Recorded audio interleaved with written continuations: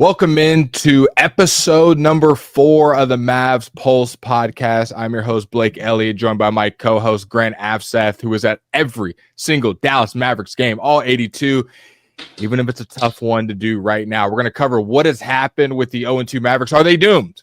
Or is there still light at the end of the tunnel? What we've seen from Anthony Davis and Cooper Flagg in the season openers and against the Wizards. We're going to recap both games for you guys and let you know what you've missed. Is there some positive? Is there some negative? And then, of course, we got to get into what is Jason Kidd doing with these rotations, questions that only will be answered here on the Mavs Pulse Podcast. Boom. Sponsor. You can jump in right here. This can be you playing right here. Anyways, Grant, 2 games in. They're 0-2. They've lost to 2 teams that didn't make the play-in the Wizards and in the Spurs. The Wizards had 18 wins last year. Should have had the number 2 overall pick. Had 5 guys on the court that probably half the people listening couldn't name for most of the game. And the Dallas Mavericks have the worst offensive rating in the league at a 95. Initial reaction to seeing this Dallas Mavericks team look as woeful as they are and be 0-2, Grant. Well, it wasn't just the people listening that may not have been able to name some of those guys. Anthony Davis himself couldn't name Keyshawn George when talking about the dude that went off tonight who had 34 points and was great all first half. On the head top. And with assistance, he said Keontae George. So we may still need Wizards game. I said the same thing on the radio. I said Keontae George. Someone had to correct me and say it's Keyshawn. One went to Baylor, one went to Miami. Either way, you got did in by George with his old school afro. And I wanted to give them grace after the Spurs game. It's Wemby. He looks like a demigod. He might win MVP and Defensive Player of the Year and somehow Rookie of the Year again. Like, this guy looks insane. Whatever, you got blown out. I'll give you grace. And me and Grant had to take a deep breath and not upload an angry podcast and come a little bit more measured today. And I thought it would be after a win. I thought it'd be after a Wizards win. This is a woeful team with a bunch of young guys with Chris Middleton and Trey Johnson and George trying to figure things out. And let's be honest, Grant, from start to finish, they pretty handily took care of you. I mean, at the beginning, you had a little lead at the fourth in the first quarter, and then the fourth, you went on a little run. Some with AD on the court, some not with AD. What do you make of this team right now, Grant? Yeah, early on, they were able to push the pace and get a 14-point lead, as you had mentioned, but second quarters have been a real problem for them. The offense has stagnated a lot once teams start to get out of their base defensive coverages and start adjusting a little bit to how the Mavericks want to play. They get into some real problems, turn the ball over a lot. Teams really start to get aggressive with ball pressure, and without a true point guard out there, they're turning the ball over a ton. I think they turned it over like 21 times against the Wizards. I want to say, okay, so out of those 21, 18 came from your creators. 8 from PJ Washington, 5 from Cooper, 5 from AD. That's inexcusable. That from what Jason Kidd has said he wants to do, we want PJ to bring the ball up the court. 8 turnovers is not going to cut it versus the Wizards. You're not playing Oklahoma City. You're not in the NBA Finals. 5 from Coop and AD, and a lot of ADs were unforced errors. The one in the backcourt was one of the worst turnovers I think we'll see all season, where he just holds the ball. Cooper Flagg's begging for it, and he throws it late and he goes out of bounds. Yeah, a lot of unforced ones, losing the handle, just lackadaisical stuff. And, with this team going into the season, knowing they weren't going to play without a traditional point guard for a lot of stretches, that really can't happen. Like, you have to be even overly alert to things that could go wrong when you don't have that floor general guiding things. And just another element of this all, like, the personnel continues to be a question mark. Like D'Angelo Russell, for example, he didn't play after halftime. I think Klay Thompson, if I remember correctly, he only played 17 on the night, and I don't even know how much he really got after halftime. He got 4 minutes in the third quarter. That was it. 4 minutes in the third. That was it. Didn't play in the fourth. You had Ryan Nembhard and Jaden Hardy. And this really goes back to the whole point of before the season started, of what we saw as potential downside while they're really trying to establish an identity.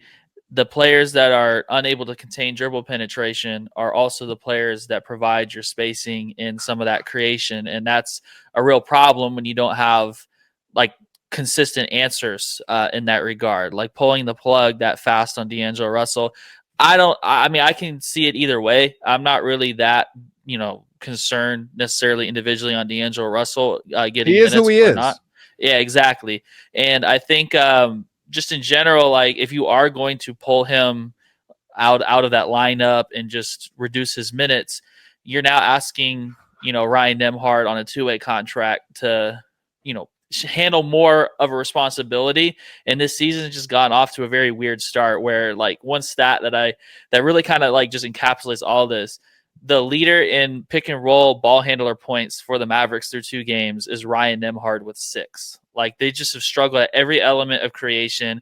They have. We've heard enough. Run the outro. We're done. We're done with the pod. Ryan Nembhard's leading in pick and roll points, and I'm a Nembhard guy. You've heard me on this podcast. I am a Nembhard guy, but we should not be relying on him. He should not. I mean, him and Jaden Hardy and Brandon Williams are like, I think there was a point where they were all on the court at the same time, and there was some combination. It's like, I don't know what Jason Kidd's doing. It feels like it's preseason, it's training camp, and this is stuff that the fans never really see. And we're trying this and trying that. They've gone double big. They've gone triple point guard. They've gone all wings. And it's like, I get it for experimenting, and Jason Kidd does that. I'm sure someone will comment, Jason Kidd always starts slow to the season and experiments. Maybe so, but the teams have looked better, and you see maybe what they're trying to get to. Grant, me and you watch this team every day. I have no idea what this offense is trying to look for. Like, I'm not seeing it on the court like, oh, that's what they're trying to do. They just missed some shots. I'm guessing every possession what offense they're trying to run. Yeah, and then the big picture like idea here as well is like you're not even going to be playing this identity when Kyrie Irving's back. Like you might have a point forward like role, I guess, in a sense for Cooper Flagg sometimes where he's kind of in that PJ role where he's not always bringing the ball up, but like he's getting you into your offense when he has it. And you at least have Kyrie, arguably the greatest ball handler ever, as a relief option to break pressure and all that stuff. But so like really trying to like lean into this style, this like extreme style of everyone can bring it up, everyone can push it. It just seems like the long-term payoff, like I understand like you're going to get some pain to get some developmental progress, but in the long-term big picture, that's not even the style that necessarily ideally is going to be played when you have Kyrie Irving. So it just seems like there's a lot of short-term downside for the options that they have when you need to just survive and keep your record good enough until Kyrie Irving comes back to be warranting going to such extremes. Like D'Angelo Russell is a vet. He's somebody that can help relieve some of this pressure, get you organized a bit. Even Ryan Nembhard, like if you are going to play him, as Jason Kidd says, like every day that they play him counts as one of the 2-way contract eligibility games that you get. And you have to be very, like, you have to make the most of that. Like that can't be wasted, because we saw last season when injuries really rack up and guys run out of 2-way days. Yes, it becomes a real problem. So with that being said, like, it might even be more lucrative or advantageous to just like crank his minutes up, even though he's unproven, but like he's at least a steady ball handler that can get into actions. Like there's just the no ball handler route where it's like the guys who are ideally play finishers being playmakers, even though they can do playmaking, they shouldn't necessarily be in those positions where that's like the bulk of what you're asking them to do. And I think just going through a lot of these players, like just scoring breakdowns this season, for example, like Anthony Davis, all of his pick and roll man points and cuts have been when he's playing the 5, none with Derek Lively on the court. And that's the only time he's been efficient. The only time he's been efficient. Everything else has been a struggle. This team has been by far the least efficient offense in the league, worst half court offense. Like legitimately, you go through ISO, pick and roll, handoffs, all that stuff. They've been really bad at anything that involves creation. So that just, if that continues for a little bit longer, that really just screams like out of place. And Max Christie said it.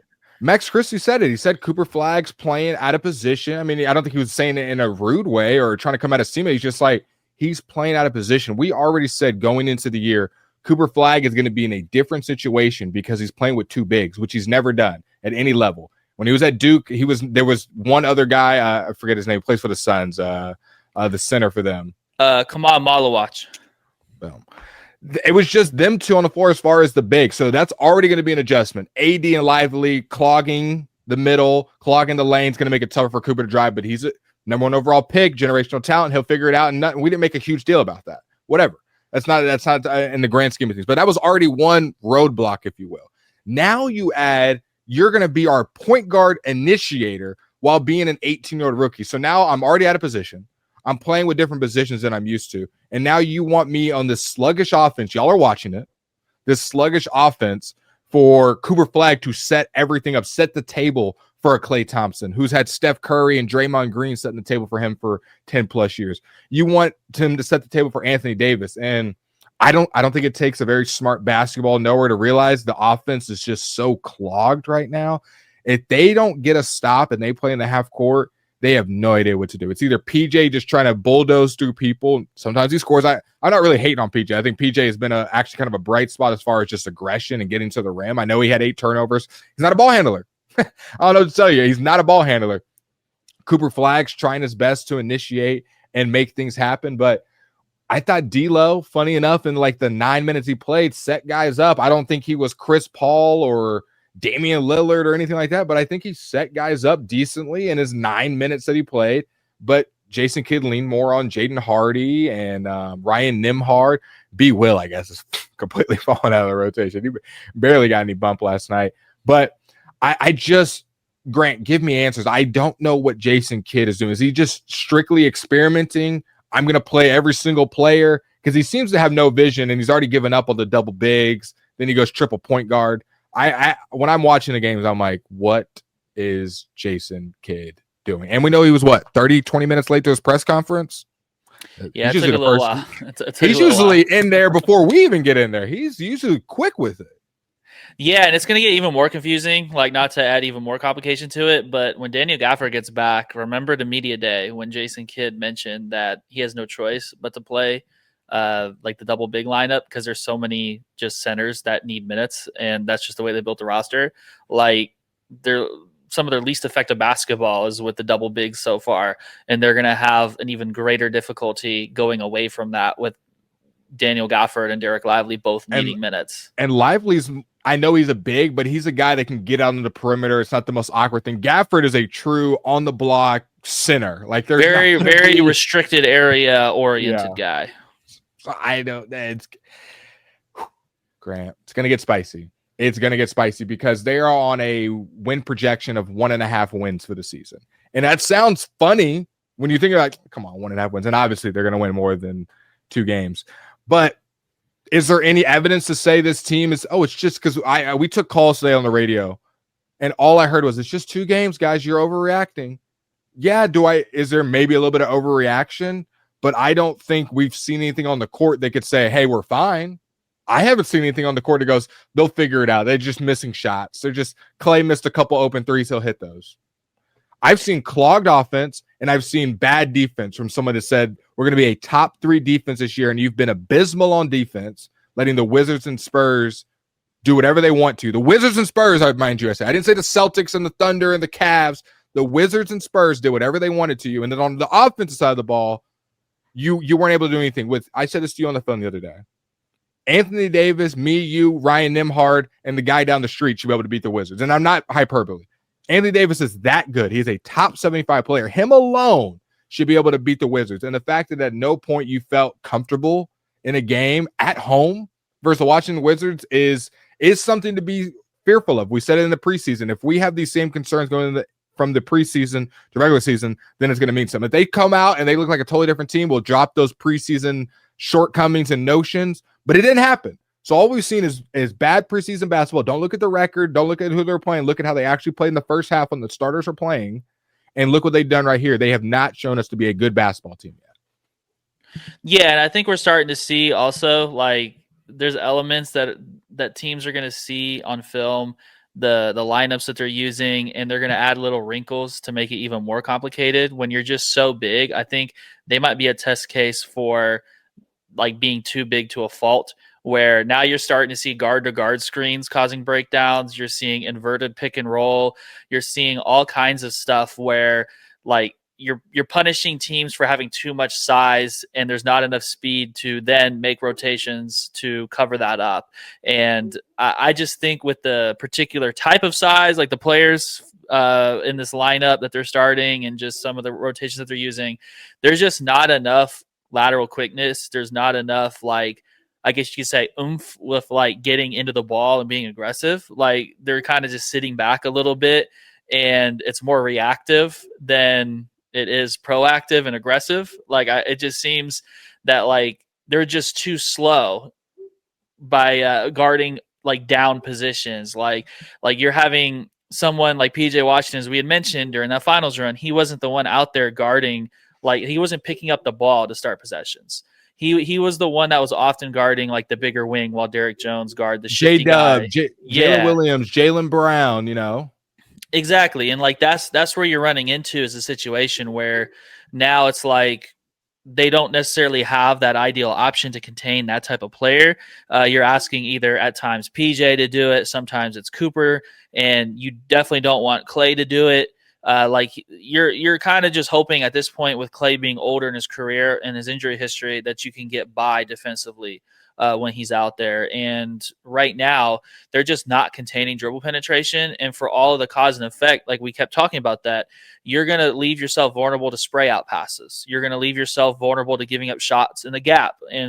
And then on the flip side, we're talking about the offense side of the ball. It just seems that as they're installing this offense, there's a lot of just clunkiness, as you mentioned, not just like spacing where, you know, there's a big in the dunker spot and you just don't have a lane to drive because they're showing help. Well, there's times where they're running pick and roll and someone is cutting from the wing on a 45 cut while they're rolling. And it's like there's no spacing. You're just pulling more defenders into the action, into the paint for no reason. And you don't got a bunch of shooters on the edge either, where it's like, oh, we got 3 lethal shooters. No, you don't.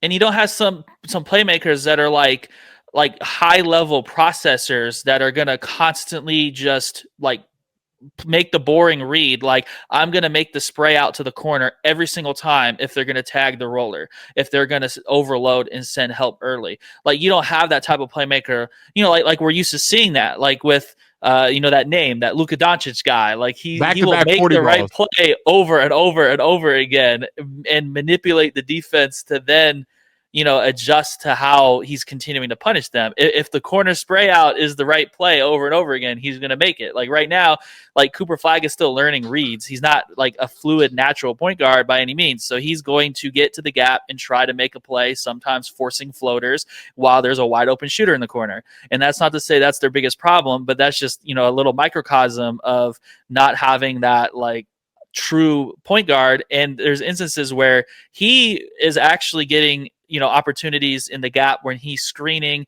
rolling, getting the ball, and then making the read from there where he's darting the pass to the weak side corner. He had a great assist to Max Christie, for example, as the roller, like getting hit by a guard when he's not the one initiating and attacking out of pick and roll as the ball handler. He's the one as the roller. And that's gets to the point where it's like you have too many players that I feel are most efficient as play finishers and not necessarily the most efficient playmakers right now that are the ones being relied on for playmaking. And that's pulling some of what makes your talent the best it can be, like the best qualities of it.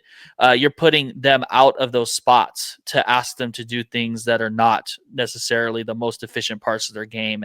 And that's when you start to really lower the ceiling of your group, where you're starting to see downsides that lower the ceiling and the floor, where they become kind of mediocre on both sides of the ball as like the final outcome of your approach. And of course, a lot of this can change over time when Anthony Davis, for example, his conditioning is still not there after having eye surgery. And I think we're really seeing that he's not the guy right now that we're used to seeing where he can control the game. Like he's not doing that right now. Where's the regardless of the opponent? Where's the DPOY Anthony Davis that I've been sold a bag of goods on? Speaking of that, let's transition. Let's talk about Jason Kidd's rotations, what we like, what we don't like, and what in the world is he doing with this team right now. Coming up next. Boom. And let's pretend you just sponsored the show and we talk about your show right here. 90 seconds, 60, 30, depending on how much you send us. Boom. Okay, we're back. It's me. It's Grant. Grant, did you do anything fun this weekend? With the 3 games of 4 nights in the practice, I did not necessarily have a lot of time, but I was able to get around somewhere interesting at least. You might be able to remember where we were at. Yeah, we made a little meeting. at a certain studio today, so there might be some higher production.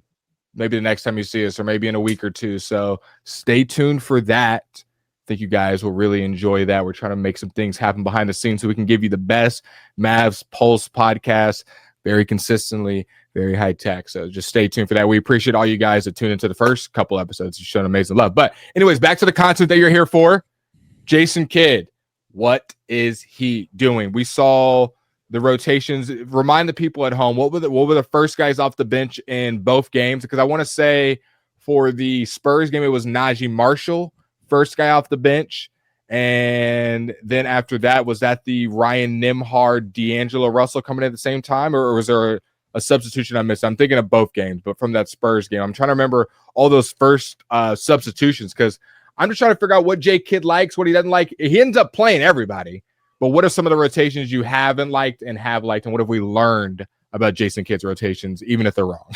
Well, one thing he is explaining for us right now is like a genuine experiment. Like they're genuinely trying to figure out if they want to play Ryan Nembhard or Brandon Williams because of that two-way contract situation that I mentioned.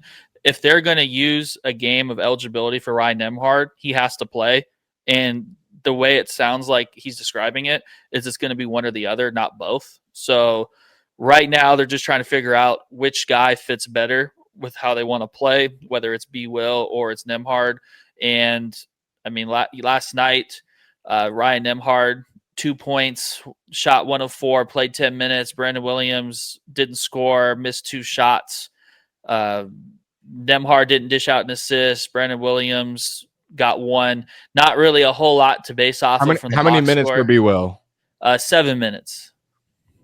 There's just not much to really base off. It's kind of an odd experimental structure because it's like they're not really in there long enough to like it's almost like they need, I don't know. It's like almost would be better to have, just my personal opinion, of course. Just like Jason Kidd's not a doctor, I'm not a coach. But it would be almost better to just have a full game where you are dedicating to Nembhard, and then another. This is the Nembhard game. This is the B. Will game. Yeah, and then you're just comparing, and then you're not burning eligibility while you're doing it as well too. You're preserving some of those days. I will just say, my thought. I will give one piece of credit. I have liked the Najee Marshall. I think he was an underrated part of this, and I would say there's both stints he's been in. I felt the energy shift. I felt the pace shift. I want to say in that Wizards game in the fourth quarter, he was pushing the pace and kind of being that point guard out there, getting the ball to Cooper Flagg a couple of times. I think he's just a great glue guy, does all the dirty work, gets the rebound, pushes it, has a decent handle. Because we remember last year, he ran a lot of point guard for you. Remember when everybody was hurt? He ran a lot of point guard. He started in the play-in tournament. And then also building on what you had mentioned, we actually talked to him today at practice, and he actually did feel like, as you described almost to a T, he did feel that his energy, he said, I don't feel like I brought us back, obviously by myself, by no means, but the energy that I brought off the bench coming in that second half really kind of was contagious and got us going. That's exactly what you were describing. And I think we're all seeing that. Okay. Let's give a hot take right here. Who needs less minutes for the Dallas Mavericks? I would have said Clay, but he really didn't even play in the second half. D'Angelo Russell, I feel like needs more minutes. Max Christie, I think, needs more minutes. PJ, maybe pulling PJ in, not because he's not playing good, but maybe just to reel it in a little bit. Like they're asking a lot from him. What, he played 40 minutes last night? I guess I would go PJ, just reeling his minutes back, not because I don't want him on the floor, just to make him most effective and he's not gassed and turning the ball over. So I'll go PJ Washington less minutes. Who needs less minutes on this Mavericks team for them to turn it around? I think maybe less Anthony Davis minutes, just because he played 38 last night, and obviously he's a very good player. But I just feel like maybe having some stretches, especially while he's building this conditioning up. I know it sounds a little counterintuitive to say play a little bit less and build conditioning, but I think there are times where it would benefit, lineups to have Derek Lively at the 5 and you just run, like you're just playing fast as hell and you're just pushing the ball and spreading it out and spread basketball, and maybe less Anthony Davis minutes, but better Anthony Davis production comes from that, where he's able to really like kind of give you more juice, like on a per possession basis when he's out there. Just maybe something, that I would, maybe try. I do think some of the minutes distribution is already really solid. Like I like Max Christie playing right now more than Klay Thompson. I don't know. I can continue to see that uptick just minute by minute. You already see that overtake. I mean, the fact that he played Klay 4 minutes in the second half of the second game, not a good look for the Klay fans. I want to give you this stat real quick. PJ Washington, Cooper Flagg, and Derek Lively played 19 minutes together total on the court. They have the highest net rating out of any teammates, 11.3 net rating from that trio. And that was a trio we liked in the preseason, that the Duke boys with PJ in there just running up and down the court. So yeah, that's exactly the trio I was envisioning too. Like that, I think that's smart with Derek Lively playing more at the 5, a little bit less Anthony Davis minutes, and then you can just play, spread it out, push the ball, all that stuff, kind of how they want to play already. Like I just think if you are trying to play this like really fast, like you're trying to play as big as possible and as fast as possible, that takes a lot of energy to be guarding quicker players as well. Like maybe fewer minutes and just hoping for better impact within those minutes might be a better route to go, instead of having times where guys are a little slow getting back on defense or running the floor. But, of course, there are some elements naturally in the NBA when star players, they're going to be playing their 36, 38, 39, 40 minutes, whatever it may be, regardless. So not sure how realistic all of that is, but just some general thought for sure. And I'll give you these Klay Thompson, Max Christie side by side to wrap up the Jason Kidd rotation talk. Klay Thompson in his first 2 games, Max Christie in his first 2 games, both players averaging 9 points a game. The only difference is Klay shooting at 10 times, Max Christie shooting at 5 times. Max Christie shooting 60% from 3, Klay Thompson 18% from 3. And we know that the defense probably favors Max Christie, the high energy. I would love to see more back cuts by Max Christie, just more movement overall. From the offense. It's just in a clunk right now. I agree. They got to have a point guard on the floor. I'll say this is kind of no more point Flagg. Do I think Cooper Flagg can bring the ball up and be your point guard at certain points of the game? I do. I think he's highly capable. Do I think he should be starting the game, set up the offense, be our maestro? I do not. I want to make that very clear. I do not think you're putting Cooper Flagg in the best situation. And you might even be hurting his confidence. I know it's a thing to build up confidence and go through the tough times early. This team is in, first of all, win now. And second of all, Cooper Flagg can maybe already be a contributor, borderline all-star, if you had another point guard out with him and just let him do his thing and finish plays. And if he brings the ball up the court every once in a while, cool. But making that the thing off the rip, to me, is not smart. So I would stop starting Cooper Flagg at point guard and get someone else in there. But boom, we're going to put an ad right here. Right here. This is your chance to get your final ad of the show. All right, to wrap us up, Grant, let's talk. We talked about Cooper Flagg. Let's talk some positives or negatives when it comes to Cooper and AD more specifically. What did you see from Cooper Flagg that makes you think this guy was worth the number 1 pick and he can still be a star in this league despite the loss? Yeah, I think in both games, he was really feeling out the game early, and then he got really aggressive in the second half. It seems like he kind of figures out as he's going through those first matchups of every team that he's playing, where he can create his advantages and within his own like internal expectations of his own team, like where, he can get the ball to, be aggressive, get to his spots.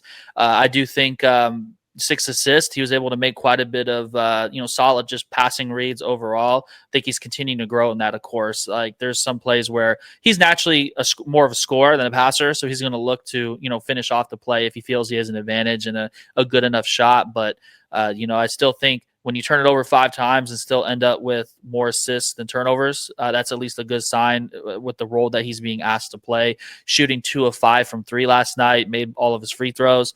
That stuff, the 3-point development's huge.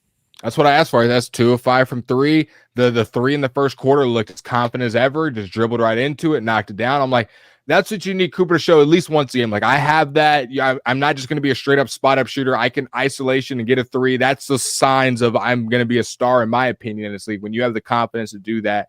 Obviously, the 2 dunks he had were great, finishing hard at the rim. I will say, not to be negative, but he has probably the best play of his career. Has the little spin move, dunks, put his feet almost on top of the backboard. He's aura farming. He's holding on to the rim. The Wizards throw the ball down the court to Cody Kispert. He hits a three and gets fouled at home. Before you answer, type in the comments. Who do you think fouled him? The answer is Cooper Flagg. The guy that I just said was aura farming and holding onto the rim somehow is the one who gets back on defense and not before any of his 4 teammates can, and gets the outlet pass, and Cody Kisper hits a three, and now it's a dumb foul. Don't get me wrong. But why is Cooper Flagg the first one back there? You have 4 teammates. Your rookie just had the best play of his career, dunk, hold on to the rim, whatever, and nobody's getting back. And I'm like, what? Those are little things, but either way, I think Cooper Flagg showed I've got juice. I can isolation score. I can cut to the basket and score. And we've seen it in the fourth quarter. What do you have? 11 points. He warms up as the game goes. He takes information in and he becomes a better player throughout the game. And I think that works really well when you're not the point guard. When you're the guy feeding off it, hey, he's setting up other guys. Cooper's going to take a while. Third quarter, I can start feeding him. And that's for D'Angelo Russell, Ryan Nembhard, Brandon Williams, Jaden Hardy to figure that out as being the point guard, being a vet. Maybe not Ryan Nembhard, but a D'Angelo Russell being a vet. Putting that on Cooper's plate is making it where everyone's like, man, Cooper only shot the ball twice in the first half, or he's got all these turnover. And it's like, if you're really watching Cooper, I like what I've seen. I do think he could be a star in this league. I don't think he'll just be some role player. I think he can be a star in this league with some of the ways he's finishing, the jumpers he's hitting, the confidence that he has. I don't think he has confidence running the offense. I do think he has confidence having the ball in his hand and being a scorer. So I don't love Jason Kidd's use of him, but I am still very much in the Cooper Flagg belief train when it comes to that. But I want to transition to someone that I don't know if we'll be on the same belief train. Anthony Davis. I personally do not think it's fitting right now. That doesn't mean it can't fit, but I'm just going off of what my eyeballs are seeing, and my eyeballs are saying it's clunky. There was a stretch in the game for like 5 minutes where they were just feeding the ball to Anthony Davis in the post and in the painted area. Sometimes it worked. Sometimes it didn't. The difference is the Wizards weren't hard committing to him, so nobody else was getting open. It was just go straight up. Marvin Bagley, Alex Sarr, George, doesn't matter who's down there. If he scores, cool. If he doesn't, he missed a couple bunnies last night, missed some free throws. Like, AD wasn't making them pay for not double teaming him heavily or overly committing. They were just like, we're going to live with AD points, and nobody else is moving around. So it was just a stagnant, stuck, clogged up offense. I think he can turn it around, be measured. But from what I've seen, Grant, I'm not loving the Anthony Davis run offense right now. Yeah, I think that really just goes back to the whole he's not in that like all NBA like just impact from start to finish for games. I think there's been a little bit of a the gas tank is running a little low after first quarters, especially. Like he's had 2 games in, Grant. We're 2 games in. 2 games in for sure. Like if that stamina builds up and he's able to like have more control on the game, for more than the first quarter all the way through. I just don't think it's a coincidence that second quarters have been a huge problem for them, and then they've really kind of let it get off the rails from that point on. Like, and if you're kind of living and dying by Anthony Davis in this overall situation while you're waiting for Kyrie Irving to come back, that's just really tough to be relying on him to this level when you're having him coming off of surgery and he hasn't really been able to, play like full 5-on-5 basketball for the many months these other guys have been able to do it in the summer. So I just think overall, regardless of all of that, there are some inherent flaws of playing too big basketball where neither are great shooters. Like what we're looking at, he still scored quite a bit, 27 points, of course, but he was 0 for 4 from 3. And then when you have other teammates that are not converting from 3 in the lineup, like a Klay Thompson having an off shooting night, I just think it kind of snowballs sometimes. And you're just in a situation where you're playing a lot inside the 3-point line.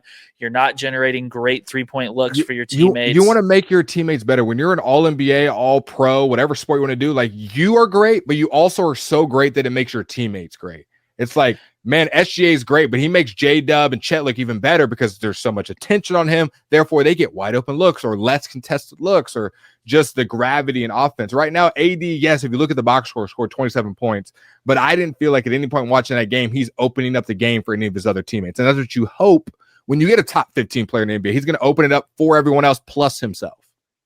Absolutely. And I think that goes back to the best basketball of Anthony Davis's career has been more so when he's able to complement somebody and have a lot of play finishing opportunities in addition to those post touches where you're able to punish mismatches and just allow him to have some like elbow touches as well. Like he's got to have more opportunities with the spacing where he's, play finishing. And I guess overall, like that's unfortunately against his preference with him preferring to play the 4 because those would be more prevalent if he's playing the 5. But then if he's playing the 5, the concern is the wear and tear that he has overall. So I just think in general, there's a lot of pros and cons here. And I guess there's a reason why in the regular season, the Lakers haven't been great in recent years. They've kind of been one of those mediocre teams mostly.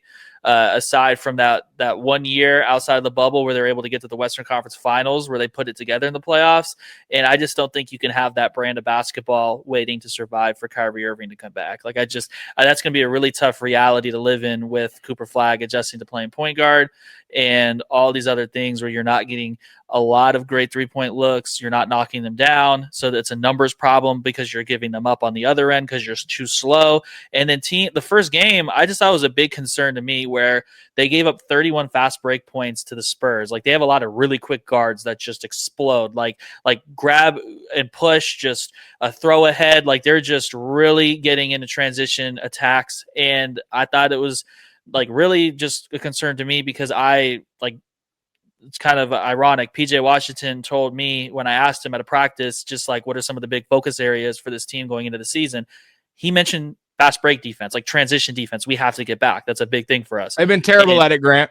And then fast forward, it's kind of one of those I guess you could say like memes where it's like you just fast forward. He's the one telling me that they didn't do anything well after the post game. It's like the first game of the season. It's like I'm just not like I don't know. Like it just seems like there's a lot of things that were set as goals for this team going into the season. I know things take time, but there's just execution areas where some of it comes down to questions of the just general like viability of double bigs and playing this way, but also effort. Like you just can't really have effort concerns this early in the season.